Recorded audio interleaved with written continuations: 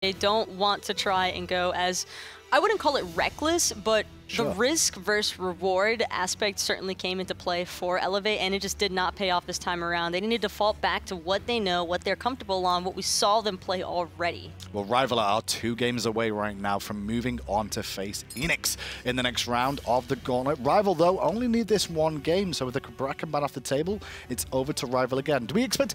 What went with Scotty that game, actually? Let's be honest, because we've always been talking about Scotty all weekend, Nika, and Jermaine did nothing on it. I mean, when Susano shows up to your lane 3, I know there's not much you can do about it. And that's kind of what you want to do as a jungler against the Scotty, Yeah, you want to shut the Scotty down as quick as you can, and I think gods like Susano are probably the best. You just lock them down in the ultimate and they're just dead guaranteed. Well, Khepri's been banned out here by Rival. A lot of focus on this Khepri from Europe today. I personally don't think it's as good as people are valuing, but I lost every game, so... Do you know what? I was thinking about firing a shot. I'm like, no, you've been hitting up today. I was about to say, you don't know what you're talking about. You know, you've lost every game yourself, but you did it yourself, so I was going to be nice enough. Bracken, still the ban from Elevate. They're waiting for the second one to come through here. Taco, what are we expecting? Picks and bans are typically different when you compare the 2 flavors of NA and EU. Khepri doesn't really surprise me too much because in a LAN environment, I think the God becomes a lot more viable, considering that things can be a little bit more hectic. You have LAN jitters involved. You just have timing to be concerned about, and while it's also easier to avoid executing the Khepri, at the same time it can also be a lot easier for the Khepri player to pull that ultimate out. Well, first change we're going to see in the picks and bans this time around is Elevate will take away the Susano. This seems to be the priority pick in Europe now. Just after these games today, I'm like, yes, this is the #1 over Scotty as well, surprisingly enough. Yeah. The Scotty itemization, though, if you looked at it from Jermaine, he was opting for a Fatalis immediately after Transcendence and Boots, and in comparison to the NA playstyle of that God, it's 2 different kind of playstyles, but I don't think that if you're opting for a Trans and Warrior Tabi on that God, it just didn't really seem too much like Jermaine's playstyle. Well, I'm looking at this composition so far from Rival with them drafting Ymir and the Isis. Now, Isis was banned previously by Elevate. They know something's up with this Isis play. Why is Isis coming out here, Nika? I just think that the ultimate's still ridiculous. It's potentially the best ult in the game just because of how much it can give to you, you know. Healing, ridiculous burst damage, objective secure, protection, peel for your own team. Like, if it works off, it's a really good pick. But again, it's super risky. A lot of lane pressure from just those 2 gods alone here, Taco. I guess they're looking for the lane advantage early on. Well, it's going to fall onto the Ymir, really, whether that's going to Deathwalker or Callus. It'll be hard for Ymir to peel properly around the Susano because Susano is definitely one of those gods that can lock down an Isis if need be, and that's where the risk factor that Nico was talking about really comes into play. She's so easy to lock down. So what Elevate do with this then? Not only having the Susano, they're using the bank time to the best of their ability here for the next 2 picks to come out. Fafnir. Yeah, that's not a surprise. This time round, a little bit more safe aggression, I'll say, coming out for Dardes here on this. Yeah, not necessarily Ares. You can't punish it as hard as Ares. It's fairly hard to punish if you play it properly. And new listen, no Kukulkan this time round. She will get the Zeus for herself. And I like the Zeus pick infinitely more this time around. It's definitely a god that she probably feels a lot more comfortable on. Not to mention that Zeus with AoE control in these team fights, but also the possibility to output so much damage. That's always great to have. Into the counterban phase now, Odin and Bellona taken off the table by Elevate and Rival respectively. And then we're into the next phase as well. The final couple of picks coming through. Any expectations here, Nika? Do you know of any spikes we could see? Well, I think Elevate will ban solo laners, even though it's probably going to be Deathwalker playing it. Do you expect this Deathwalker? Yeah, he's a bit old school. I mean, I've spoken to him. He's got something he's going to whip out, probably. A new start. Oh, I'm glad you're holding it so you don't give it away in case we don't see it, just in case. Kind of nice of you, but we'll keep an eye on that. And Rival will probably... They should take away Rama from Jermaine.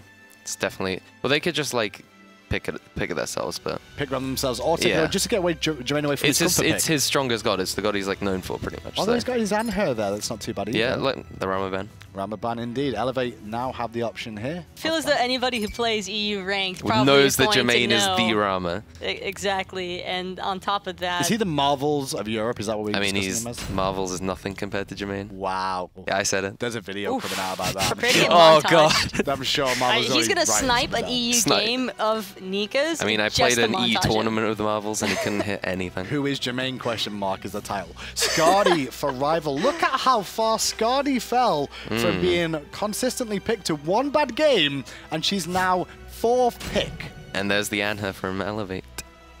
So like this matchup is super interesting because the Anha has like really high kill potential, but if he messes anything up, then the Skadi just instantly kills. Well, that Erlang Shen at the end there kind of sours me that Erlang Shen's probably going to be the solo in here, Nicky. Yeah. Or is he going to be support, Erlang Shen? No, EU tend to stick with him in solo, unlike Iga, for example. Okay, well, it's time to head over to the casters, but before we do, we need to find out exactly what our analysts have to say. Taco, who do you expect to win this one now? I definitely love this draft a lot more from Elevate, and I'm still going to hold true to them. I think Elevate take this one. Really? Wow. Let's find out if we go to a game 3. Agro and Anatoly are standing by to bring us this game 2.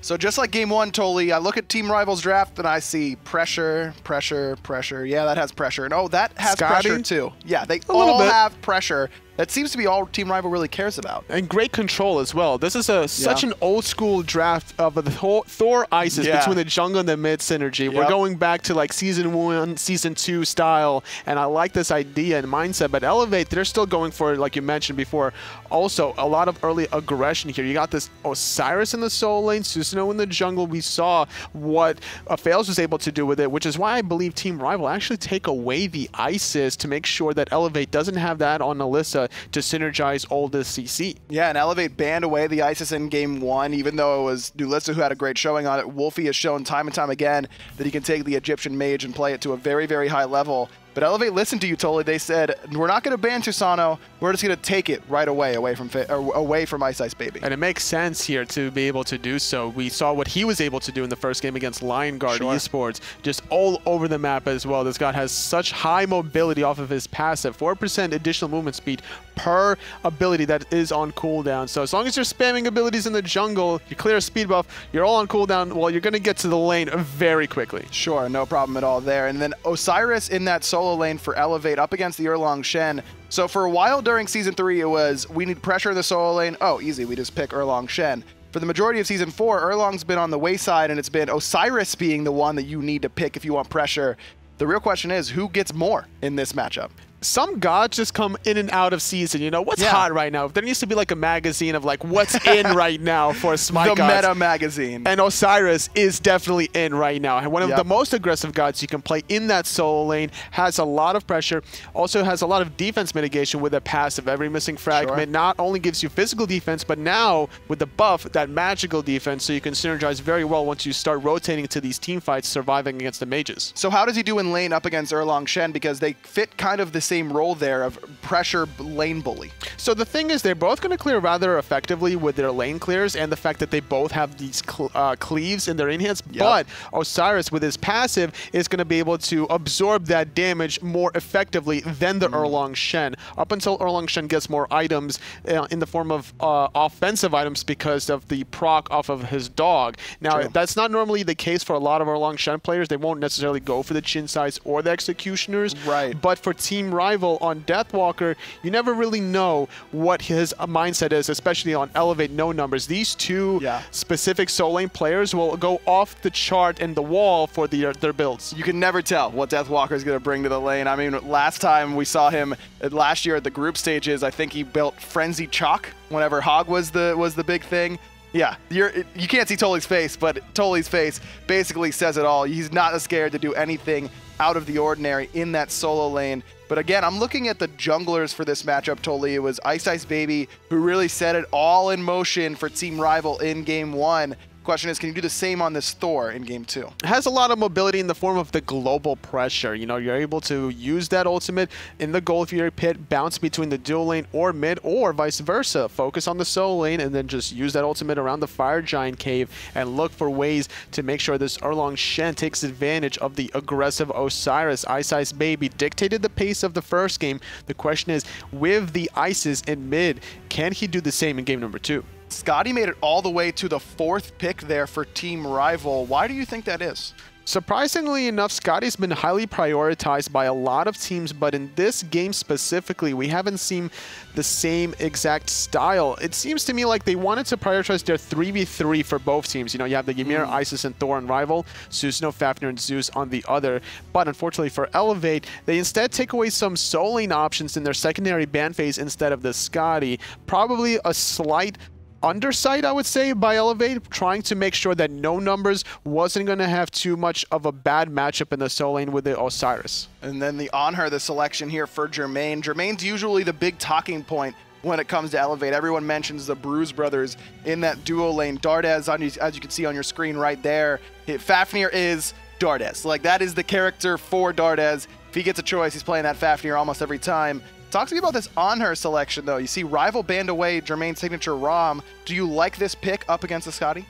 On her against Scotty, now you're not necessarily going to want to jump into the Scotty to try to outbox her. You're mainly looking for the CC immunity to make sure that if you're going to get focused on, you have the escapes necessary. Honor is one of the safest gods that you can run in the hunter position because he's so flexible in terms of offensive and defensive tools. He has a knockback with his Impale, he has a CC immunity ultimate, he has the jump, and on top of that, the obelisk that he throws out will provide a huge area of effect slow. Well, in game one, Jermaine certainly needed some of that safety. He had a tough game on the Scotty, so opting for a little bit more mobility this time around. Nulissa in the mid lane here for Elevate. Instead, he had, in game one, she had that Kukulkan, and it just didn't really seem to work out. A much more meta-oriented pick here. Do you think it works out well enough up against the Isis? I believe so, because picking the Zeus here, you're paired up with the Susanoo, which means that we're not going to see the same 2-1-2 meta as we did in the first game. Having the Kukulkan left alone, you can safely clear under the tower, but this time around, there's going to be a lot of rotations and pressure between both Fails and Nulissa just holding hands through the jungle. We're almost done here on Saturday. After this set, we only have one more to go, and the teams that are watching this last matchup have a lot of information to go off of just based on the picks and bans, I would say, Toli. No other team is really picking or banning Isis outside of these two, and you know if you face either one of these moving on, if you're either Enix later today or Energy on Sunday, you know that Isis is going to be a priority pick. But maybe bigger than that is the fact that Chang'e is not. Both of these teams, both times so far, have neither banned nor picked the mage. You know, just because one team does it in North America and it creates a little bit of a wildfire in the forest doesn't mean it spreads all the way to different regions. You know, Rival and Elevate, neither of them prioritizing this Chang'e pick doesn't necessarily surprise me, considering that both of these two teams have a different style and mindset as to how they want to approach the early game. Chang'e is one of these gods that doesn't necessarily have the best presence in the early game. You know, you can really take advantage of her before level 5, before her heal gets online, and both of these teams wants to play aggressive from the start. The early game has definitely been the focus for these two. I think that's a great point. Chang'e just wouldn't fit in their sort of mentality. Up against Lion Guard Elevate, they went with the Isis, they went with the Susanoo. It was all early game all the time, and they just took that lead and ran with it. Rival had a similar strategy in game 1 up against Elevate, but it was really more about focusing down that solo lane. So if you're no numbers and you just got focused really, really hard in game 1, do you play this lane any differently, even with a different style of god? Well, Erlang Shen is one of these gods that's difficult to lock down. Osiris and Susanoo trying to lock down an Erlang Shen that has a knock-up on the turtle that also provides you the health bubble shield. Not only that, using the ultimate will taunt you for about a second or so to prevent you from using abilities, and then after 4 seconds to give you that health bubble to retaliate a lot of the damage that you just already dealt. Apologies for the delay, guys. We're almost ready to get into game here. We're waiting for game number 2 between Elevate and Team Rival. You mentioned it during the draft, Toli, this Isis-Thor combination, Season 1, Season 2, throwbacks, that sort of time period. Why did this sort of high-pressure, high-CC composition fall off? It didn't necessarily fall off. It was a lot of experimentations with the other picks necessarily. You don't always want to run the same exact god every single game, because I would be thinking to myself, just cracking me in the brain right now, fam. I'm just bored out of my mind playing Isis and Thor every single game, right? You know, some teams have been doing Isis Fenrir to get more aggressiveness, more kills under their belt. So, and as time just went on, it would trickle down into different mid-mages, trickle down into different junglers as well. And then that's why we've seen not necessarily the downfall, but just the Isis Thor swept under the rug. Right now, Fafnir has been a really big, all over the place basically as a Guardian. In fact, he was the highest picked Guardian in all of the spring split. Why do so many teams favor this Guardian? The Fafnir provides a lot of control in terms of space. Now, the hammer is only going to stun out that one target. It's not going to be able to do too much here. Deathwalker doing his best death stare into the camera, putting on the thinking emoji as well, as he's waiting to get into the game here. And the Fafnir, like I was mentioning before, you don't want to get too close to him during the ultimate transformation. He's going to be doing a lot of damage, and this dissects the team fight into two different areas, and not to mention the Fafnir pairs up really well with the Zeus on Alyssa. Why is that? Is it just about the overall zone control like you were just mentioning, or the fact that he also has a lot of setup for Chain Lightning? That, as well as just the Venn diagrams that's about to happen in the jungle. You have two big circles here. Obviously, Rival don't want to sit in either of those two. They want to go outside of those circles, but it's up to Rival to see how they avoid necessarily taking these big control team fights in the jungle and dictating their own pace with the global pressure from the Thor. Again, we are almost ready to go here into game. We're waiting on game number 2 between Elevate and Team Rival. We only have one more set to go after this one wraps up, and it's going to be Enix, the veteran team in Europe that started the season, you know, right there at the top.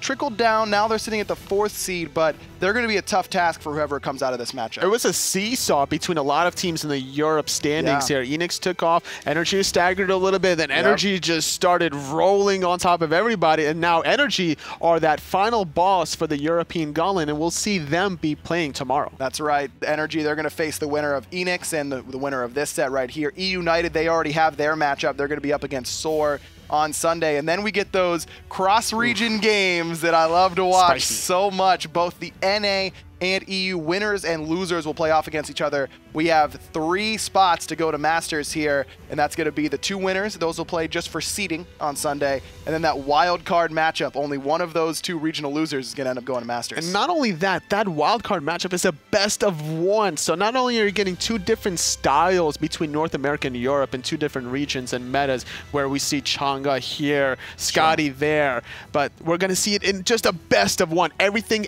including the kitchen sink, is going to be thrown in that game. I can't wait, but we're going to have to, because we have game 2 ready to go between Rival and Elevate right now. We've talked so much about these drafts, Toli. I'm excited to actually see it happen. The action has been performed and started. Looking at some of the itemization choices here, Zeus going to be going for the Hourglass. We're going to see the Soul Stone on Wolfie's Isis. And that's something that we saw Nulissa do as well, but she went for the Bumba's Mask along with that Soul Stone. I think the reason we see the Soul Stone on Wolfie for Isis is just because that AoE sort of auto attack progression stacks up that Soul Stone so much more quickly than most other mages. That's right. That third hit on the auto attack progression will provide the AoE in hands that is necessary, which will proc multiple stacks off of that Soul Stone. Uh-oh, Dardez lurking in the jungle. Ice Baby and Wolfie don't know he's there. See the wards for Elevator there, but Dardez immediately heading towards Wolfie. But this isn't the same sort of gank potential that we normally see out of the solo laners that like to wrap around and do this. Dardez has the stun, yes, but not a lot of follow-up damage. 3-man grouping from Elevate on the speed, but losing the purple buff on the left. Jermaine is going to be struggling, but at the same time, Fails is going to be able to secure the speed buff for himself, and Ice Baby going to be denied that mobility that's going to be so important trying to match up with the Susanoo. I like this idea from Elevate, understanding that they are going to be at a disadvantage in that mid lane, even with Zeus and Susanoo, 2 of the best early clear gods in lane. Isis Thor is almost unmatched in terms of early fighting ability and early clear, so they bring Dardez in and bring the numbers in their favor. It makes sense because Dardez can stun out Wolfie during the Wingas, not able to really effectively clear, getting the pressure under the mid tower. They were able to transition into that speed buff area. Susanoo, now having the speed buff, has the opportunity and luxury to get his own speed buff later on, and once this resets here, he could even stagger the speed buff long enough if he wanted to be able to have the buff still available upon the respawn of Rival's buff. Love this idea from Ice Baby and Wolfie. Ice goes into the enemy jungle and seals away the back camps. Remember, in Season 4, those back camps are worth quite a bit, while Wolfie pulls those oracles and gets ready for the dual lane to come over and help share them. Ice Baby has the mobility to get away if something goes wrong on those back camps. Can't say the same about Isis. Deathwalker body blocked here. There's the Wind Siphon, but love the patience out of the solo laner for Rival to hold on to that 72 transformations until the Wind Siphon was on cooldown. Not enough patience for Fails, though. There was a little bit of a mind game between the jungler and the solo laner there. Not able to find the kill, but a poke has been made onto both Deathwalker and Fails. Now, you heard Nika on the desk talk about how Rival are the scrim monsters of Europe, and we hear about these teams all the time that just seem to dominate everybody in scrims and that don't have the same success whenever it comes to the real games. I think it's a very interesting sort of split where normally those teams wouldn't perform well in an even higher pressure situation like a LAN, but the opposite seems to be true for Team Rival so far. There seems to be not necessarily a disconnect, but just unexpected set of circumstances potentially for Rival throughout the splits thus far. But despite all these circumstances, though, Deathwalker, though, double ultimate, and just like that, only level 4, this Erlong Shen taking a spill really early on. Deathwalker's like, yeah, that isn't fun when that happens to you. When Susano shows up when you're level 4 and locks you in place with the Typhoon. First Blood going the way of Elevate, and again, going the way of Susano, who seems to be the prioritized assassin, at least in Europe. At this point in time, this Susano has getting off to a great start in all 3 games that we saw so far earlier today. Having a statement known in this first blood, giving him an extra amount of gold bounty, making sure that he finishes off the Warrior Tabby before Ice Ice Baby can, and this is going to increase his mobility even further. Vote and Jermaine still playing pretty safe, which is kind of surprising because both of these hunters are the ones that love to box. They love to fight in any sort of scenario, and I think we could see some definite 1v1s. We didn't see them in game 1, but Jermaine was basically behind from the get-go. But at this point, I'm not surprised as to why Vote doesn't go for boxing potential, considering Callus is playing Ymir, Wolfie's playing Isis, and these two ultimates combined can easily shred the Gold Fury, which is why we see Jermaine peeking his head around the corner in case that objective was started by Rival. And Ice Ice Baby has that Anvil of Dawn, which can act as a sort of up there ward, just seeing exactly what's going on in case Elevate aren't ready to go to defend that Gold Fury. 4 minutes in, Elevate, they've got the only kill on the board thanks to fails and no numbers combining to knock down Deathwalker early on the right-hand side. We see Ice Ice Baby with his own speed buff. There was no invade from Elevate this time around as the buff has respawned instead, looking to farm the other sides of the map. Vote with a 1-level lead thus far in this Hunter matchup, able to get Warrior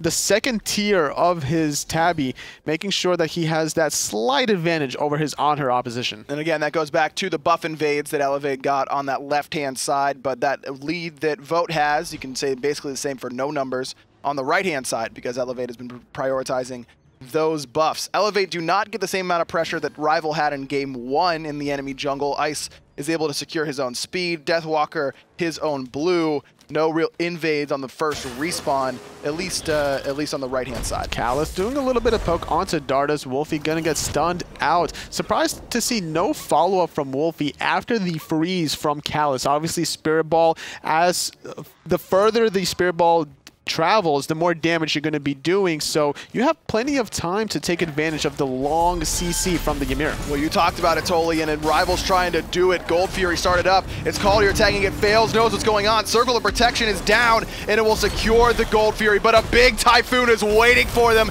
as soon as they finish it. Vote's gonna fall to Nulissa. Kalas knows he's toast and is just trying to buy some time. Nulissa with the double kill. Rival get the Gold Fury, but Ice is going in. He tried to find the kill onto fails, but slightly off the mark. Now forced into the Purification Beads. The rotation from no numbers. All 5 members from Elevate are here, taking advantage of the 2 picks and no ultimate onto Ice Ice Baby. This tier 1 mid tower just melted. Deathwalker does show up. Tier 1 tower still alive. Fails, pulls him in. There's the taunt coming out of Deathwalker, but he's not going to be able to heal thanks to the Lord of the Afterlife. Nulissa puts her 3rd kill up on the board early on here. Elevate, what they may be lacking in the objective department, they're certainly taking in the kills. They're not done yet, though. Deathwalker sacrificing himself for the greater good. Still holding on to that tier 1 mid tower, denying that 500 gold that would have went to Elevate's pocket and would have allowed Elevate to have a little bit more map pressure that gives more of a safety net for Rival to back up under that tier 1 tower if things go south in certain team fights. That's one part of the matchup between Osiris and Erlong Shen we didn't really get to touch on, and that's that the Lord of the Afterlife can shut down that burst heal from the Erlong Shen ultimate. Even if Deathwalker pops it pretty early on, there won't be any heal coming in after Osiris lands that ult. I'm really excited to see this matchup in particular, Toli, just because, like I said, Season 3 was all Erlong if you wanted to pressure solo laner. Season 4, it's all Osiris if you want to pressure solo laner. Now let's see who the real pressure solo laner is. Well, as long as you don't get too far behind, both of these gods can make a true statement rotating into the team fights in the mid to late game. Despite having 2 deaths thus far, still the same level as No Numbers. Kalas locked in place. There's the Typhoon. Stun from Wolfie's not going to hit. Kalas uses the Shards of Ice to give him the CC immunity, but it doesn't save his life. Nulissa with 4 early on in this game, certainly having more success on the Zeus than she had on the Kukulkan. It seems that the Ymir is just getting the shorter end of the stick here, no matter who's playing it, whether or not it was No Numbers in the last game or Kalas this time around. Because of how immobile this Guardian is, it's basically a sitting duck. The Zeus damage is just going to be confirmed every single time in that Lightning Storm. And this is the dream if you're playing Zeus in the mid lane. 2 levels up now for Nulissa, and just no worries whatsoever about the pressure that Wolfie can put out. Fails dashes into the tower, doesn't use the purification beads because he doesn't have them, and he dies. Ice Baby gets one of the easier kills he's ever gotten. Did not expect to get stunned out. There was Fails, but trying to find more pressure is Kalas. Wolfie having to play extra cautiously considering how low he is. Going to take a trip back to the base, and that tier 1 mid tower is still very low. Uh-oh, Jermaine in a bad spot. There's the root out of Vote and the ultimate. Anvil of Dawn waiting for Jermaine, who uses Desert Fury to give him the CC immunity, but he's locked in place thanks to the Tectonic Rift, and that allows Vote to clean him up no problem whatsoever. Jermaine falls yet again. Ice Baby, despite not having the Susanoo compared to the last game, still making the plays happen on the Thor, denying the aggressiveness of Fails under the tier 1 mid tower, instantly rotating to the dual lane, taking advantage of Jermaine, poking his head around the corner where he shouldn't have been, saying that this is not your neighborhood, buddy. Despite being one of the safer hunters, as you mentioned, when you're that far up against a Thor, going to be difficult to get away, and Jermaine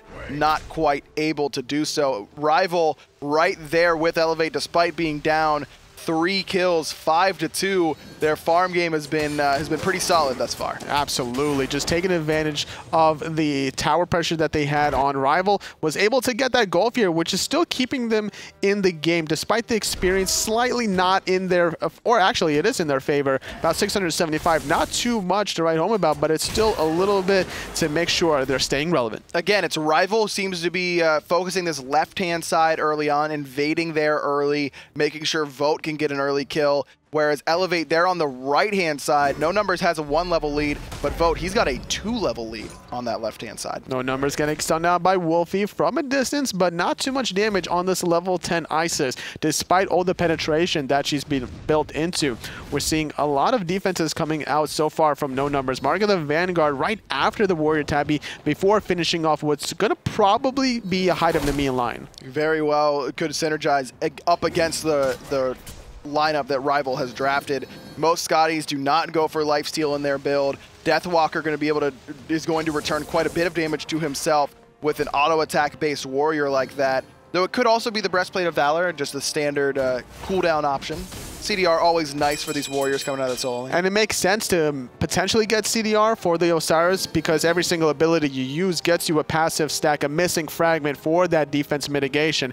Dardus, though, could be trapped here. Just going to take a little bit of poke from that Ice Ring. No issue here. Gold Fury has respawned here, heading into the 11-minute mark. This is where both of these teams are trying to get vision control around the Gold Fury. Very, very important because we saw just how fast Rival was able to take that Gold Fury. Vote going to be the target of the aggression coming out of Elevate, and they get out the purification beads. Not necessarily using Fails' abilities for damage there, but just to close the gap. Elevate doing a good job with their positioning. They didn't have to commit any ultimates, any relics to close the gap, instead using their abilities. Elevate even confirming these oracles. Dardez around the back goes up into the Draconic form. There's the pullback onto Kalas, and over the top goes the Osiris. Kalas already very low, and Nulissa gonna pick him up. Fails is the target from Ice Baby as No Numbers eats a Spirit Ball, but the decision to fight is still in Elevate's favor. Jermaine evens up that kill onto Vote. Deathwalker does find Fails in the background, but now he might be in trouble. Everyone is just getting zoned one way or another, getting taunted. Deathwalker trying to get the heal from the ultimate. Jermaine says, no, you don't. That's 3 for 1. Fails taking a spill for Elevate, but not before 3 members of Rival fall. And not only that, this time it's Elevate's turn to try to go for the gold. Ice Baby, no ultimate. He might be dead here. Is able to stun and get that hammer to get away, but Elevate do secure that Gold Fury. That puts their gold lead to right around 3,000 gold. And Dardez still just doing Dardez things, being cheeky around the enemy red buff. Trying to find that they hammered, Callus absorbing that one through the wall, trying to get a little bit of the stuff after the stuff, as F-Dot would say. Well, they forced Callus into actually picking up that red buff because Callus had to body block the stun, the hammer. yeah. So actually it prevents Wolfie or Vote from getting the red. Wow, the positioning of the red buff, because Callus had the aggro, it was facing the Ymir, and obviously you can't walk out of it if you're stunned. So Darda's doing wonders there. It denies the red buff onto Wolfie or Vote. So this alleviates some pressure from Jermaine and Alyssa. And that's it's not stealing away the buff and getting the golden experience, but it's the next best thing. That's next level, man. That's the stuff right there. That is next level. I've never seen that actually. Obviously, it wasn't necessarily intentional for the Ymir to be picking up the red buff. It was more to steal it, but that's that little style that just puts a smile on my face in specific. And it just, it's like a total Dardez thing too. He's so casual. He doesn't care about anything. He's just wiping his head. Like, he's just chilling. He's in the enemy jungle with none of his teammates around him until right now, and he's just chilling. He did it on the red. He's doing it again here at the Speed Typhoon, being channeled. Callus using the ultimate. A lot of return damage onto Fails. He was trying to go on the right, but there comes Deathwalker zoning him completely away. Thor in the sky trying to find the Susanoo. Callus, though, finally taking a spill. No, it's Nulissa who's the target, but the meditation is good for Elevate. Not good enough to save her from that Wing Gust. Ice, actually, as Fails comes in, it cleans up Wolfie despite being 1 HP, and he's going to pay for that one. Deathwalker now into some trouble in his jungle, but he's still half HP. It's only No Numbers still trying to chase him down, thinking about it, but decides against it just in case. Dardez not able to connect with that hammer, and I like that mindset from No Numbers, committing onto Deathwalker, considering he already used a turtle form to be able to try to escape, just to confirm the kill onto Fails, which stuck around a little bit too long. He was sitting at about 10 to 25% health after the beginning of that engagement, stuck behind the tier 2 tower.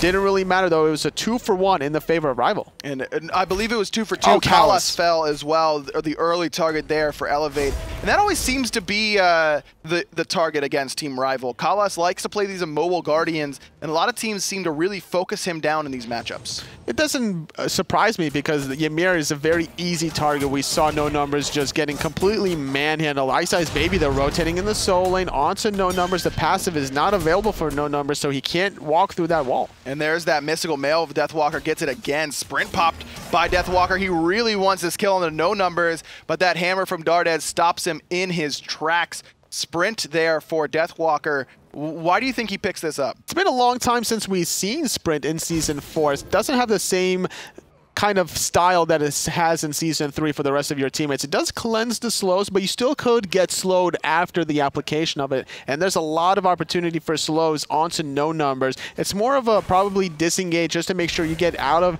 any circular protections. And again, remember, once upgraded, it does give your entire team the Fatalis effect. Could be very effective for Deathwalker himself, as well as Vote on the Scotty. Either way, no Sunder or Meditation or Shell coming out of the solo laner. Sunder was the call for No Numbers, trying to augment any potential damage that he and the team would be doing. Despite potentially upgrading Sprint for that Fatalis effect, we're seeing Vote still go into this item. Too late as Ice Baby going into the sky, trying to contest a Portal Demon, but instead looking for a backline target. Grouping, but Callus is going to fall again. Ice does find the kill onto Nulissa, but not before she cleans up Callus for the 5th time. Deathwalker in the middle of 2. The dragon there, but Caldir comes around and gives his dog friend some support. Vote able to clean up Jermaine. Fails trying to chase down the low health Wolfie deep into the mid lane. No tier 1 tower here, and Wolfie's got to try and make a play. Ooh, the stun is good, taking the jet stream, finds the storm cutter, dashing on out, responding with 2 for 2. Deathwalker though taking a spill. Elevate get the better end of that one. Deathwalker just cannot seem to escape the pressure from No Numbers. Mystical Mail helps in terms of dealing a bit of damage back, But I think the Winged Blade might be what's necessary here for the solo laner. Just try and get away from the slows. And now going for the height of the Urchin, surprisingly enough. Vote caught in an awkward spot, getting some movement speed increase. Callus stunning out too. Here comes Ice Baby with a stun, doing a lot of damage. No Lord of the Afterlife for you. And Nulissa gets baited into the enemy team. She's going to fall here. Her third death, 6 and 3 for the mid laner. Double kill there from Elevate. What was at first a little bit of trolling, ends up biting them in the butt. It was 2 for 3 earlier on. Deathwalker, Wolfie, and Callus fell. But now, with Nulissa no numbers falling right here, the timing couldn't be any worse for Elevate because the Gold Fury has just respawned, but instead, Rival, they're grouping up around mid and the right-hand side, trying to maximize their farm. Wolfie does almost have that circle of protection ready to go, so Callus, Ice, and Wolfie all heading right towards that Gold Fury. Vote is just coming out of base, so it's going to take him a minute. Callus looking for the stun there, but he actually just eats one from Dardes instead. Deathwalker teleporting in right behind the Gold Fury. Will get started by Rival. It has been one Gold Fury from Rival earlier on up until Elevate was able to respond with one of their own. Finally, Vote has made the rotation trying to secure this objective. Circle protection still not being used. There's the taunt in onto Dardes. Desert's Fury comes through and Elevate. They steal away the Gold Fury, fails, dashed in and got it right under Rival's nose. He's locked in place. Callus gonna make him pay, and Ice looks to do the same to the rest. He's not gonna let anyone go. Not on the mark, but the Ymir wall will certainly spill Ice Baby into the graveyard. Callus gonna get detonated by Nulissa. Diving in the backline onto Vote is no numbers, but the Ice Rink is making it very troublesome. Double kill. Nulissa gets number 8 and Elevate steal away not only the objective, but 4 members of Team Rival, and now they're heading right towards the Fire Giant. That turnaround impale onto the Ymir wall from Jermaine shows you why so many consider him one of, if not the best hunter in Europe. Not very common for a Ymir wall that's on the enemy team to benefit you, but that's exactly what happened for Jermaine, and he's thanking his lucky stars that he was able to get that stun onto the Thor, because that was going to be certainly a kill there onto this Honor player. But either way, Elevate snowballing this game despite how poorly they played the last game. Their mindset has just turned completely. 6,000 gold in the lead for the Elevate squad. They're up 17-10 in kills. We're 19 minutes in, and Fails just kept this game in Elevate's favor by stealing away that Gold Fury despite the circle of protection from Wolfie. And this is the second Gold Fury seal we've seen this set.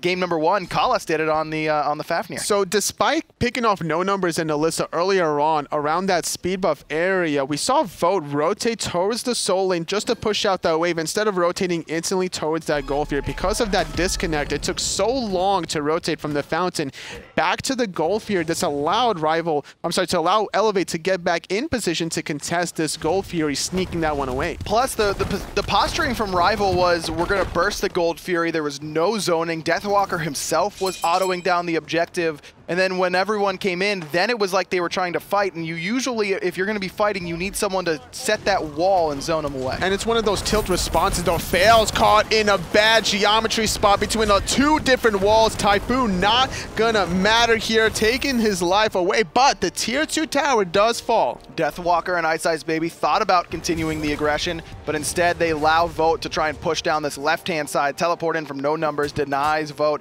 and the rest of Team Rival that 1,500 gold. The rest of Elevate on the right-hand side, the remaining 3 members, thinking about continuing to push. Comfortable lead, 7,000 gold, 20 minutes with Fire Giant for another 2 minutes. Elevate having the advantage, about 3,500 gold between those 3 towers remaining for Rival. Elevate can certainly start grouping up here. Deathwalker on that right side realizes he might be in some trouble due to a rotation and begins his back. Nulissa not going to be able to stop it. That Aegis Assault Shield just a little bit too slow when you throw it. The cast animation a little bit delayed, and that's for good reason. Obviously, you don't want it too quickly to be able to be paired up with that chain lightning. It synergizes very well. Zeus needs a buff, dude. Oh, do we? Yeah. You think so? Yeah, that's like my only character. We need to buff him so that I can actually win in ranked. Portal Demon goes down to Elevate. They're now up about 8,000 gold.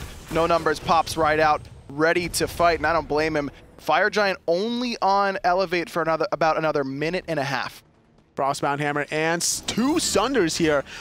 Elevate looking to play very aggressive. Now, neither of these Thunders are upgraded, and that's the difference of about 15% damage amplification. And that's something that's definitely worth investing heading into the 21-minute mark with still the Fire Giant buff on your waist. Tier 2 tower, that's the focus for Elevate. There's a teleported from Deathwalker up into the sky goes Ice Ice Baby, looking for the right target. Jermaine is the call immediately with the Purification Beads and the Desert's Fury. Typhoon coming through, knocks up Kalas, but the Circle of Protection is going to try and heal him up. Not enough though, Nulissa claims another life. Everybody healthy on the side of Elevate. Tier 2 still being aggressive. Deathwalker pulled back in, Spirit Ball onto Fails. Not enough to save her solo laner though, so that's going to be Tier 2 demolished by Elevate. They're not done yet. Their sights are on this middle Phoenix. 5 members still fairly healthy. Dardes goes jumping in, stun onto Vote, who's falling low very quickly. There's a double tap, but it doesn't hit Fails, who teleports to his jet stream. Middle Phoenix falls, and all 5 members of Elevate